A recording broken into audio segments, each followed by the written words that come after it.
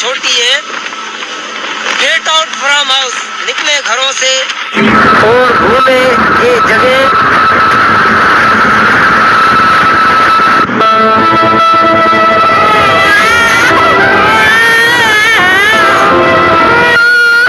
इस बंदे ने तो कमाल ही कर दिया।